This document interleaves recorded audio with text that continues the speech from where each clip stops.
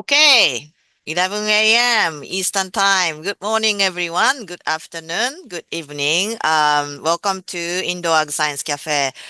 I'm Cherry Kubota. I'm a professor at The Ohio State University, just representing groups funding this effort. Number one, OptimIA Group, led by Michigan State University, ADVANCEA Group, led by Ohio State and Rutgers University, CEA HERB Group, which is also led by Michigan State University. Basically, we are creating this space to share science-based information to move CEA forward, controlled environment agriculture, not just indoor vertical farms, greenhouses, and high tunnels. So it's a lot of things going on, but our charge is to deliver um, reliable information, science-based information to move the technology forward. So just quickly, we accept your proposal, your request about academic speakers or industry speakers. Yes, we wanted to know what's going on in the industry in addition to um, science and research in academic. So that's what we do. And in the past several years, so many speakers contributed. So I really appreciate and wanted to continue this effort. The archive is available right now. It's Optimia website. This may change next year, but right now still Optimia site is active. So you can find varieties of topics on this website. So today we're going to have Dr. Tessa Pocock uh, talking about photobiology of plants, and then quite interesting title, The Many Shades of Light. Oh, Tessa is smiling. Okay. All right. And then the next month we have a group of scientists, university research group from University of Delaware, Arizona State, Colorado State, talk about um, some factors of controlled environment production of emerging food crops. So that's interesting one. January, we have Melanie Yelton, Dr. Melanie Yelton, who is leading effort of creating growers association. So wanted to learn the effort and how we can participate again to move the CEA forward. And then February, we have uh, the growing consultant, Ian Justice, who is going to talk about berries, raspberry and blackberries, the tips to grow them under controlled environment. So with that, I'd like to have Tessa to talk about this photobiology of plants. And Tessa is now independent consultant, Tessa Pocock Consulting, and then she's connecting from Canada. Correct. Yes. Okay. So let me Yes. stop sharing. So this part is going to be recorded, and then we're going to stop recording after Tessa's presentation so that you can ask questions without being recorded. So that's, I think, the traditional way we have been doing. Okay, Tessa. Great. So thank you so much, Sherry, for inviting me here today. It's a real honor to be selected to speak, and thank you all for coming. I recognize a lot of your names, so hello to old friends that are have joined today. It's appropriate that I'm sitting here in full sunlight because the tree outside my window has lost all its leaves, so um, I've got the sun beaming in on me. So today, basically, my presentation reflects a lot of the questions I've received and confusion that I've heard about from growers, from researchers, from manufacturers in the lighting industry. And we're going to be looking at a lot of spectral distribution, so I'm going to apologize for that. But I really believe we need to understand what light is to help our selection for future lighting. And this is these photographs here are were taken on the top level of the parking garage at Rensselaer Polytechnic Institute. I sat there with my camera and spectrometer for from 6 a.m. to about 7 p.m. and just looked at the sun, measured the sun, so we're going to start with the sun. So here on the left, we've got a typical solar spectrum, which you can see in orange. We've got the wavelengths along the x-axis, and we've got the spectral photon distribution along the y-axis. And so here we've got UV from 300 to 400. Oops, sorry. We've got blue from 4 to 500, green 5 to 600, red 6 to 700, and far red is 7 to 800. These big dips that you see in the spectrum are where various atmospheric gases are absorbing light, and they always occur at the same wavelength. So this is actually a really good way to see if your spectrometer is spectrally calibrated, because those Fraunhofer lines should be at the same position all the time. So that's kind of a little trick for wavelength calibration. And we've got the sun here. We've got the spectral distribution under a glass greenhouse and two different poly coverings. And we can see that one of the poly coverings and the glass attenuate the UVB. And they also enrich, the glass particularly enriches the blue and green ratios inside the greenhouse. I get a lot of questions about end of day far red lighting. And we can see in the graph on the right here, again, we've got spectral distributions along the y-axis um, PPFD along the y-axis, and then we've got wavelengths along the x-axis. And you can see this is sunset, from beginning to end of sunset. So the red line is actually the beginning of sunset, that beautiful golden hour. And we can see it's a very red and far red enriched spectral distribution. The green line is the sun is going down. Again, we still have that red and far red enriched spectral distribution, and then it tampers out as the sun goes down. So end of day far red, it's really what we see is end of day red and far red. And when I was at the greenhouse conference in Niagara Falls a few weeks ago, there was a question about end of day far red lighting, and the folks from Wageningen said, well, the debate, it's still being debated. There's nothing really concrete about just applying far red, and maybe some of you had different experiences, so I'd love to hear from that in the questions. So the sun is dynamic, and this is really shocking. Some of it, the annual fluctuations in the daily light integral is the panel on the left. This was done by Lou Albright at Cornell University, where he measured the DLI for 23 years throughout the year. And you can see that if we pick a day in June, you can have a DLI of 5, or some years you can have a DLI of over 60. So this is very variable. And so your lighting strategy, your shading strategy really needs to match what's going on that particular year in your environment. The sun also fluctuates on the level of hours, minutes, and seconds.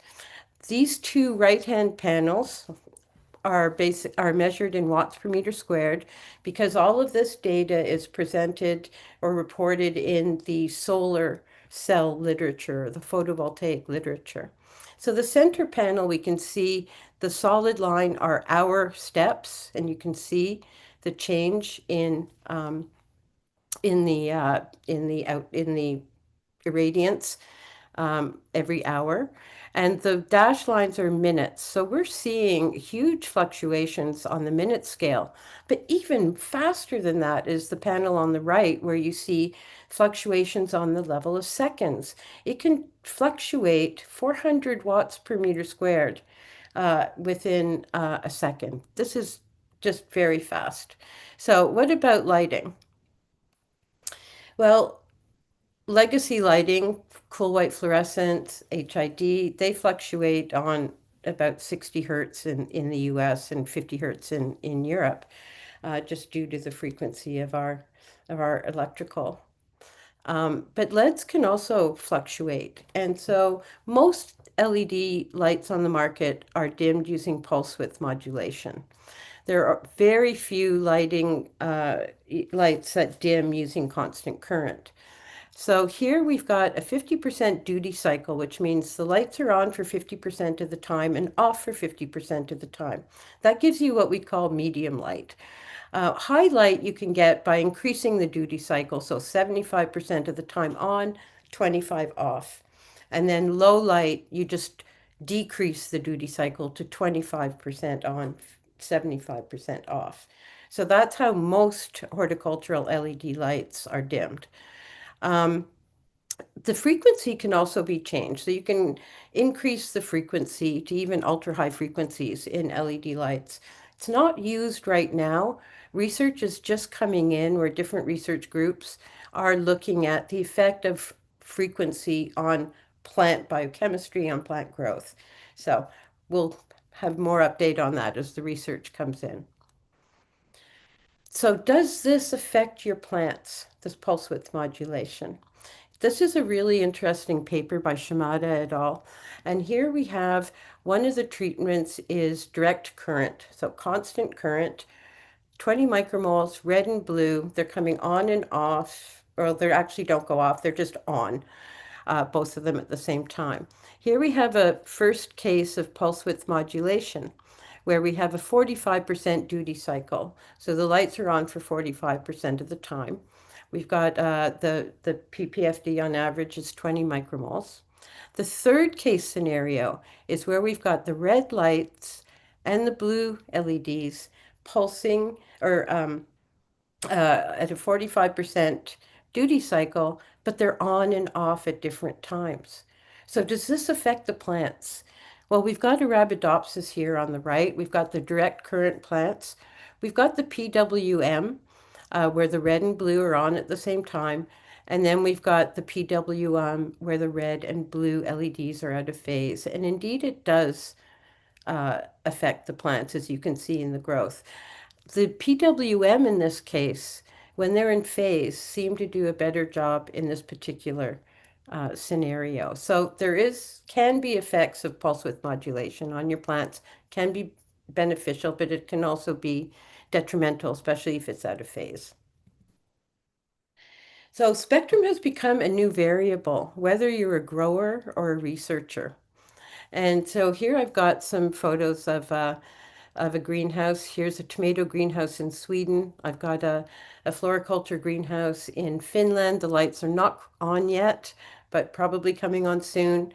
We've got a herb producer in Sweden that are still using high pressure sodium lamps. And we've got a leafy green grower in upstate New York. On the lower panels, we've got vertical farms on the left. We've got a pilot to scale facility that I worked in for quite a number of years. And we can have a look at this closer here.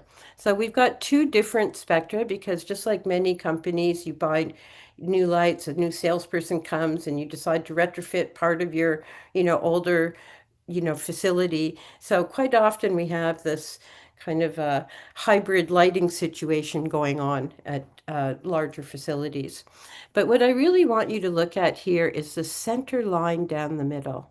You can see how it's shaded. Also, we've got shade areas, or dim, well, shaded areas across the row as well. And so these lights were hung according to the light plan that was provided to us by the company. And you can see how deficient it was. And we noticed this when we did the harvesting. Our yields were not the same on the sides versus the middle. And this was really important, especially in commercial facilities, if you're trying to push for maximum yields. Here we have a better lighting situation in a vertical farm, but we can see some of the lights are crooked here, which really has an impact on your plants. Please hang them level, as level as possible. And also for this, we actually measured the light map ourselves by building a tray, a table that had 10 quantum sensors on it. It was solar powered so that it could use the lights to power these quantum sensors, and it had an accelerometer, so we knew where it was in space. And so this really helped us hang our lights and not rely on the light maps that we received. There's also a lot of, different LED lights used in growth chambers as well. This is making it really difficult for us. I mean, the lighting has become more complex. It is a variable, but it also offers a really new tool for growers and researchers to exploit. So this goes back to light uniformity again. So we have that same figure at the bottom left. You can see the light spilling over in this greenhouse from the other greenhouse beside it. And so the way we measure it in growth chambers on the right-hand side here is we actually do it manually, just by measuring a grid with our quantum sensor.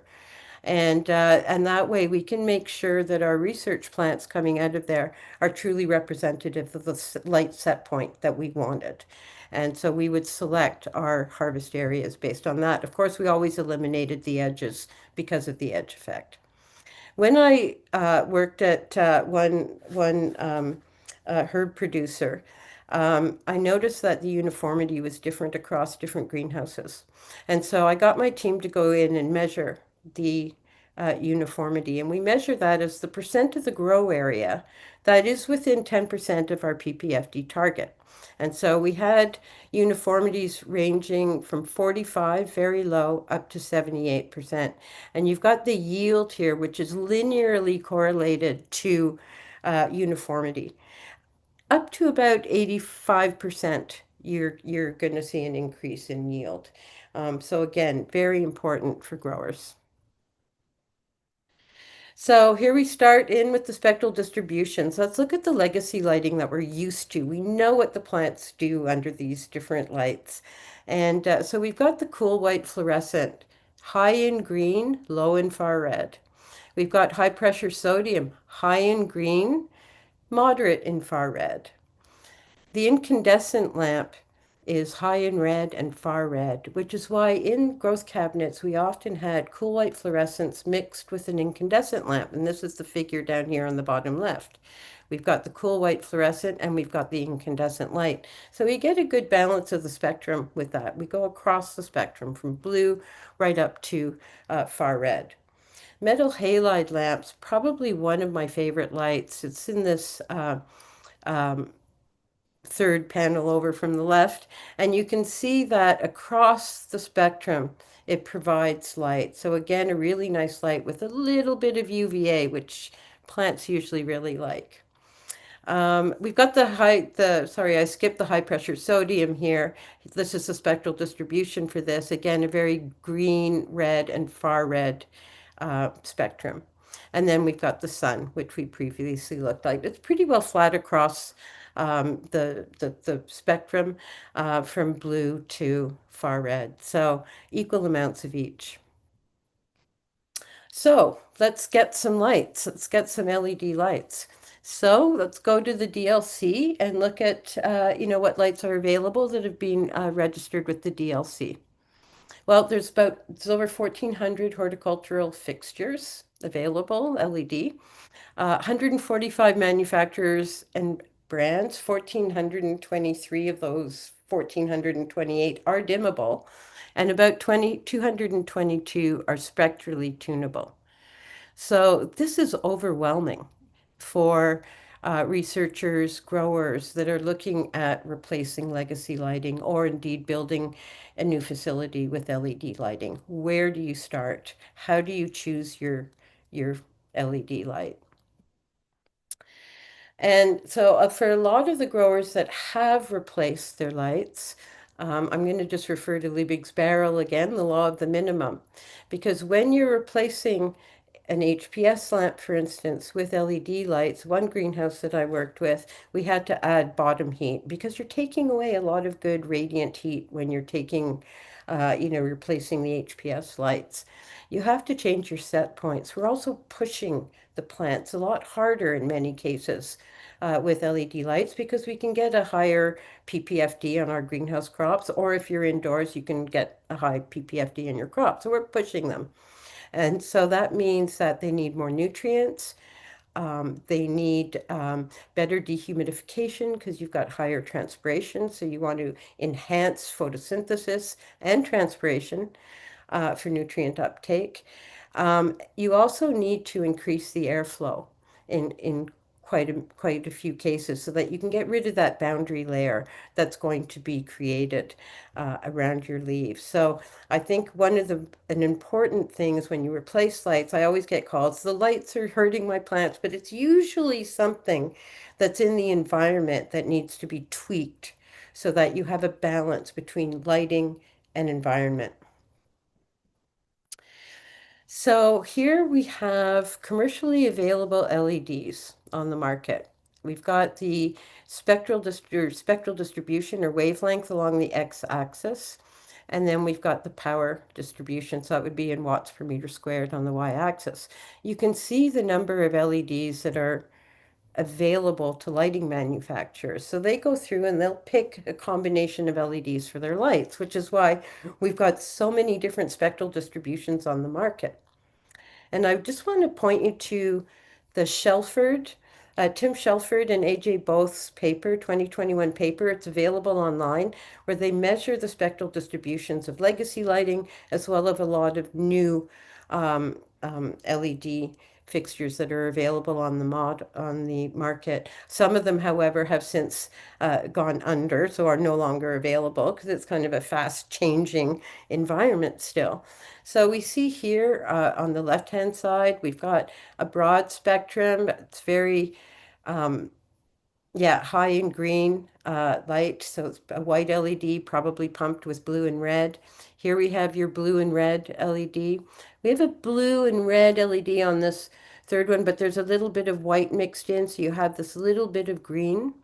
And the Kasuma paper is Kasuma, Patterson, and Bugby's paper that was published in Nature basically state that the best spectrum for plants is about 14% blue, um, 20% green, and 66% red is a really good sort of base spectrum for plants.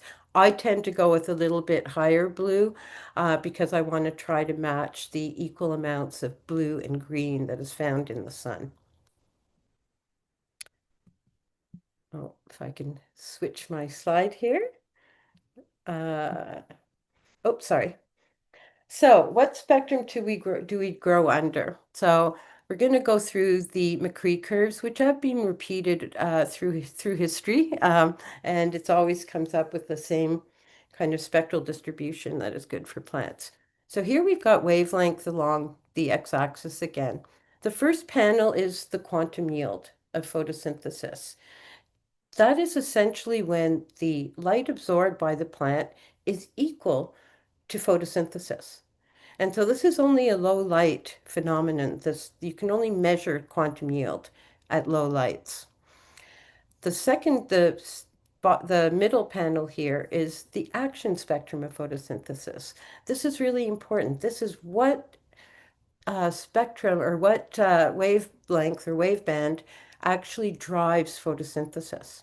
And so you can see you've got green and blue driving photosynthesis similarly with a peak in the red. We all know that red drives photosynthesis more. The bottom panel here is the absorbance of a leaf. So it absorbs blue, little dip in green, about 20%, because some is reflected, some is transmitted, and then you've got, of course, absorbance in the red. So what light should we use? I always for myself, I use sort of a combination between the action spectrum and the quantum yield. So spectral distributions kind of in between these two work really well as a general all-purpose spectrum for plants. We also have, I mean, light is energy for photosynthesis, but it's also information that drives photomorphogenesis or plant development.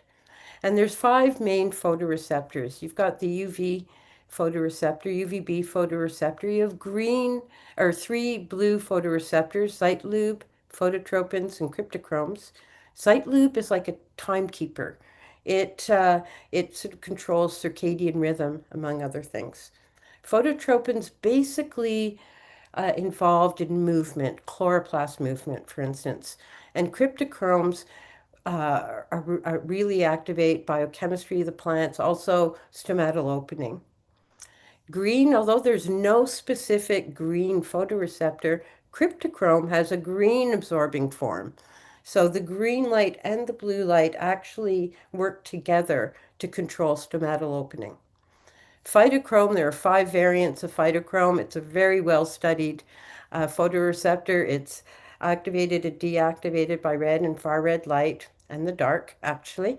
And it drives almost everything, from flowering, leaf expansion, height, but I think it's important to realize that they all work together and they work with photosynthesis. These are not separate, they do not work in isolation. You've always got this synergy and this antagonism between the photoreceptors to produce a developmental process. What is a white LED? There are, most of the lamps that are available on the market now use white LEDs.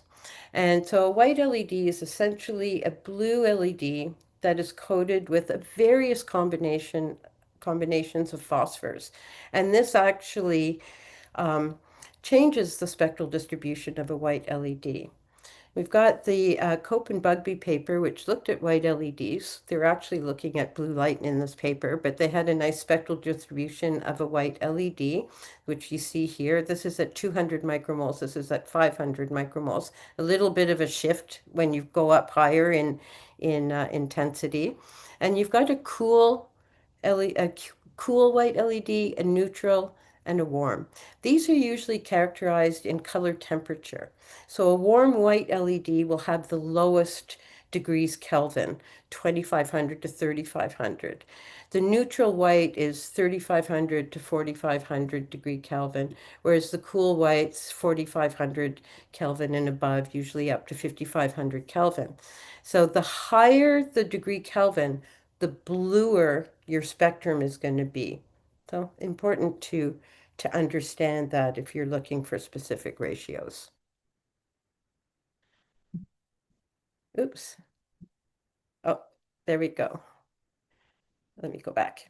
Okay, so how does this affect plants, these white LEDs? Well, one of the trials I did on red lettuce, I was really shocked when I grew them under a phosphor converted LED. I grew red lettuce ruxi under a phosphor converted LED, and there was no reddening. There was no anthocyanins present. I grew it under a cool white fluorescent light, which was our legacy lighting at the time, and we had beautiful anthocyanin. The spectral distributions for these two light sources, here we've got the cool white fluorescence, again wavelength on the X and PFD on the right, on the Y-axis. And you can see it's the blue enriched, it's got or green enriched spectrum. It's got quite a balanced spectrum, spiky as most lights are. And then we've got the white LED, which is this red line here. So it's a blue LED, it's got a phosphor coating that stretches the spectrum out way into the far red. So why? What is it in the spectrum that was causing this inhibition of anthocyanins? So I worked with LumiLED and I had them make me a bunch of different phosphor converted LEDs, so a bunch of different white LEDs. And what we found was that the region here between 570 nanometers and 640 nanometers had a negative effect on anthocyanin biosynthesis. When we looked at the data, we found that here we have anthocyanins along the y-axis. We've got the percent amber, which is 570 to 640 nanometers along the x-axis. As the percent amber increased in our lights, the anthocyanin concentration was lower. And so I'm always looking now for, LED spectra that have below 24% amber so that we get good anthocyanin biosynthesis. It can also affect other biochemical pathways as well.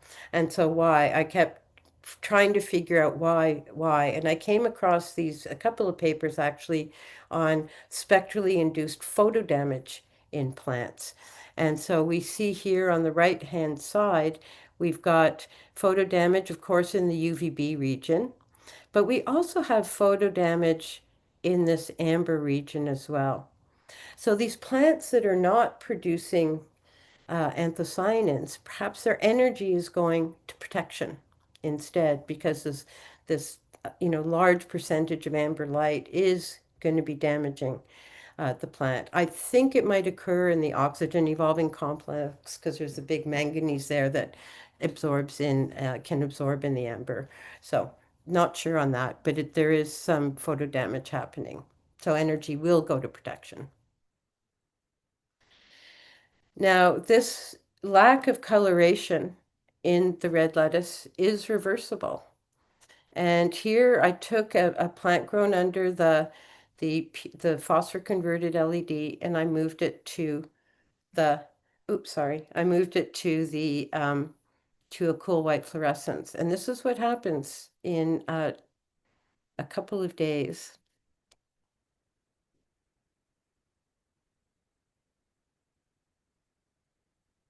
So you can see the reddening.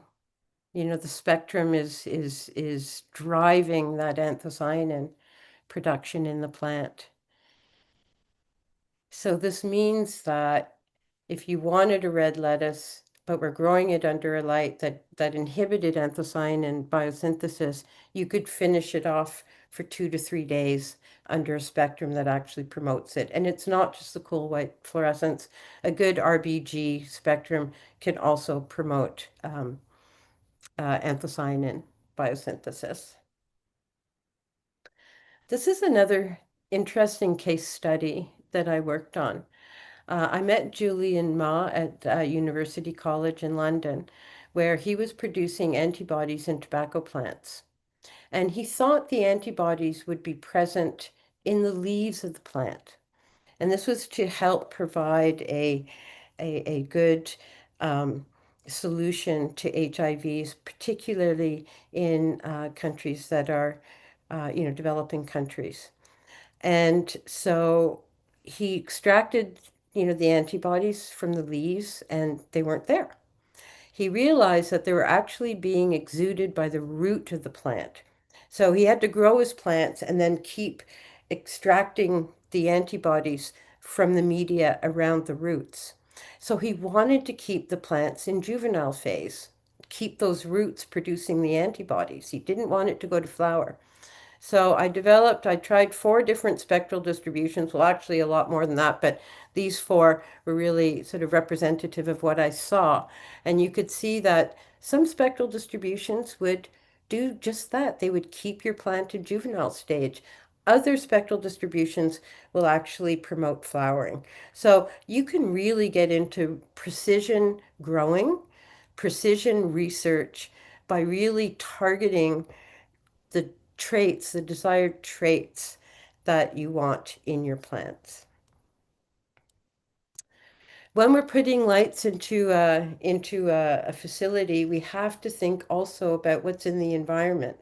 So here we use bees for pollination. Here I've got photoreceptors from the honeybee. I look for bumblebees. They're not as studied as much as honeybees, but you can see they've got 3 primary photoreceptors, a UV, a blue, and a green. And the UV and blue basically help the bee in color detection, whereas the green photoreceptor helps them determine contrast. So it really helps them fly and find that flower and find their home after they're finished pollination. So it's really important to match your lighting with what is in your environment, what other biologicals are in your environment. This will also affect beneficial insects. So again, something to think about. So that's all I have today, everyone, and Sherry. I did keep it under the 40 minutes that you requested. So I've got lots of time now for questions, um, actually, and just discussion on Ec- people's experiences. I would love to hear how people, manage the transition and what they're finding. Excellent. Thank you so much, Tessa. I really appreciate